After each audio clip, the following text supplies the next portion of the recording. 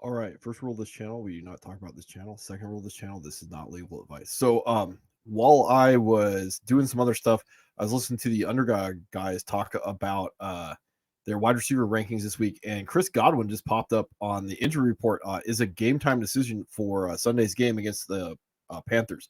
Now, I went back and I looked at the sit start show Griff video, and it was listed right there on the sleeper app that he did have this injury. So I just missed this.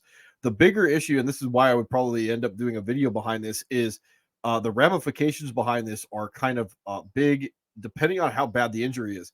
And when guys go from being a full practice participant on like a Wednesday to a limited on Thursday, and then they're downgraded on Friday, that's a not a very good sign that they're going to be in line to play at all. And again, with something like a neck versus some of the other injuries that are out there, these are the type of things that can get a guy shut down for an extended period of time. Like they're not going to be messing around with like concussions. That's why guys haven't been been able to get back from concussions in the same week a lot. We see guys missing like a second game, or I shouldn't say second game. They miss the game that they go out for the concussion, and then they miss the game after that. So we haven't seen as many guys go from being able to get a concussion to get back in. And the same thing with like a neck that like they're not going to mess around. They're not going to have the incident of a guy having some type of catastrophic injury over going out there and playing with the head and neck area.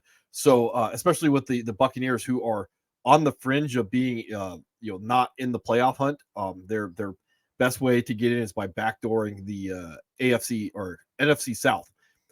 So at this point, a guy like Godwin, may not be worth it to him in the organization to finish playing. That's why I would jump out there and get a hold of this, especially going into the weekend.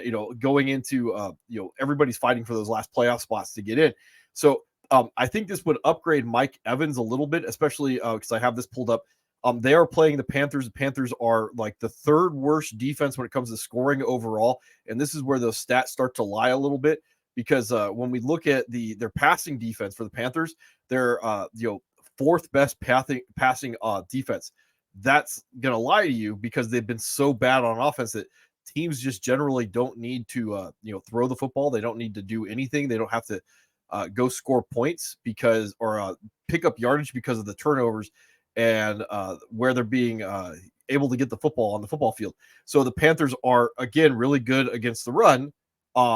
Or really bad against the run because teams are just like, well, you're so bad, we don't have to throw the football on you. So they're really bad. The Panthers, all you got to know is the Panthers are really bad.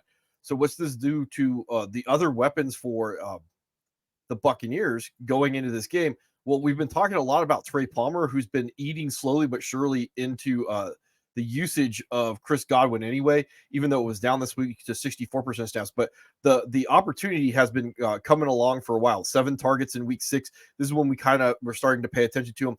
81% snaps, 6 targets. These were not the vertical targets that they were early in the season. These have been going away. But again, Trey Palmer is also a workout warrior. He's a 4.340 type of guy. So being able to get that uptick where it's more predictable for the opportunities. So Trey Palmer would be a guy that, throwing him out there as a wide receiver 2 because of the bye weeks or a flex wide receiver 3, he becomes more appealing going out there and what would be a plus matchup. And again, if I'm the defense for the Buccaneers, if I want, or the Panthers, if I want to take away the number 1, who's Mike Evans by far and away this year, that would leave those opportunities to go someplace else. So the actual big winner behind all this is, if you're a Rachaad White owner, is going to be Rachaad White. Vacated targets tend to go to running backs, as I keep pointing out. So down the line, this could potentially move Rachaad White up into that mid-range RB1 range from that low-end RB1 range because those vacated targets are going to have to go someplace. And again, this is a plus matchup for him in the first place because he's going to be able to run all over a team. But the Buccaneers are not good at running the football. They're going up against a team that can't stop anything.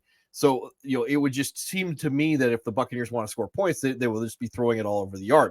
So, again, the other guy going into the weekend that this would give a bump to is Cade Otton. And again, the first rule of fantasy football is opportunity is king.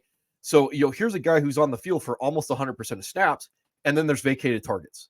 So, like, the opportunity to not only win your week by picking up these Bucks guys in a plus matchup, On top of the fact that the opportunity to potentially even win your league by going out and getting this wide receiver 3 and Trey Palmer and Cade Otton as a tight end 1, this would move Cade Otton up from that low end streamer to probably like that mid range tight end 1, theoretically, because of the targets that he could get down the line. So just being proactive going into the weekend. I know a lot of leagues may not have Cade Otton, or may have Cade Otton available. They probably definitely will have Trey Palmer available. And if you still have the opportunity to trade for in your league, Rachaad White moves up to a priority guy that I would go pick up. So yeah,